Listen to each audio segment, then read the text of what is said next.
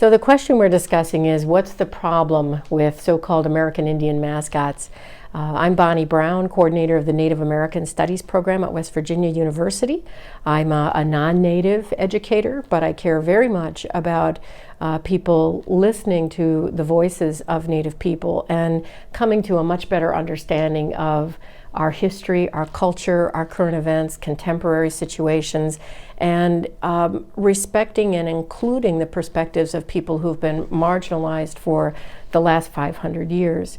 So when groups like the National Congress of American Indians, which I've been a member of since 2005, when those groups say it's time to end so-called Indian mascots because they're harmful, they're degrading, they objectify important aspects of Native American culture and tradition and the belief system, I go along with that. I think any fair-minded person can agree with that. I'm also a member of the Native American and Indigenous Studies Association. I've heard many scholars give presentations about the harmful effects of these mascots, particularly on Native youth. And if I just use an example of, let's say, a high school that has as its mascot the Indians, and a Native kid is at that high school and for 4 years is repeatedly exposed to imagery that belittles and makes caricatures of that individual's traditional culture. Opposing teams are coming in with banners and t-shirts that say things like "Scalp the Indians," "Massacre the Indians." All of this is a throwback. You know, these expressions and these actions are a throwback to the times of violent episodes in colonization and settlement of this country, as well as financial reimbursement to bounty hunters who were told to go out and hunt Indians and turn in their skins. This is why some of these names are just especially disparaging. I think that those young people deserve consideration. I think they deserve to have an education that's free from that kind of threat and that kind of harm that interferes with the development of their self-esteem, that interferes with their non-Native classmates' understanding of Native culture and history. It's time to end Indian mascots.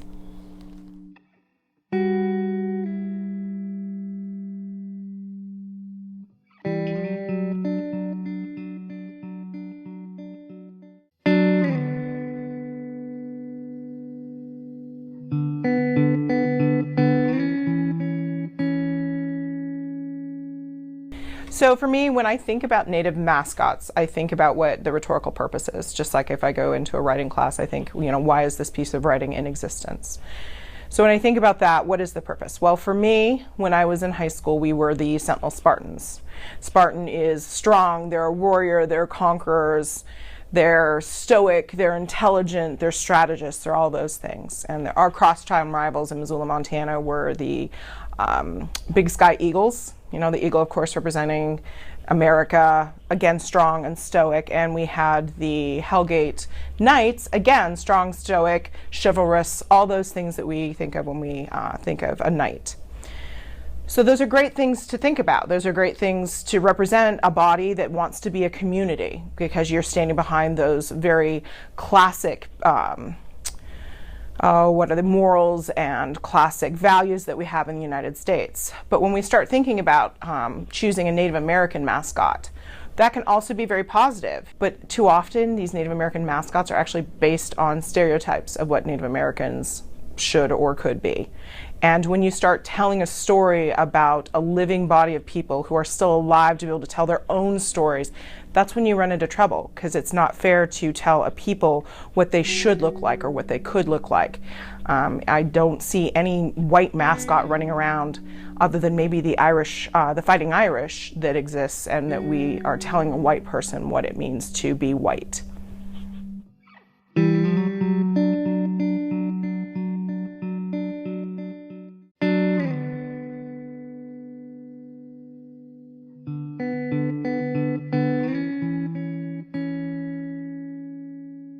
So as an English professor, I suppose it's only natural for me to turn to literature to find answers to these sorts of questions. And the kind of literature that I teach and write about And for this question, I chose to look at a book by Sherman Alexie called The Absolutely True Story by a Part-Time Indian. And in it, he describes what it's like for an American Indian kid to move from his all-Indian school to an all-white school. So here's the passage. Then the white kids began arriving for school. They surrounded me. Those kids weren't just white, they were translucent. I could see the blue veins running through their skin like rivers. Most of the kids were my size or smaller, but there were 10 or 12 monster dudes. Giant white guys. They looked like men, not boys. They had to be seniors. Some of them looked like they had to shave 2 or 3 times a day. They stared at me, the Indian boy with the black eye and swollen nose, my going-away gifts from Rowdy. Those white kids wouldn't believe their eyes. They stared at me like I was a Bigfoot or a UFO. What was I doing at Reardon, whose mascot was an Indian, thereby making me the only other Indian in town? These words are followed by a grim depiction of a mascot from the Indian kid's point of view. Alexie's words perfectly exemplify what I believe literature does as its best. It gives us a window into others' experiences of the world.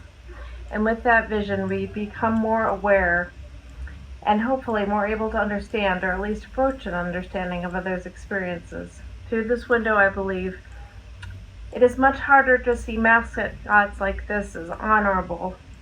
In diminishing this character, they diminish us as readers who identify with them. Both of us are and need to be better than this.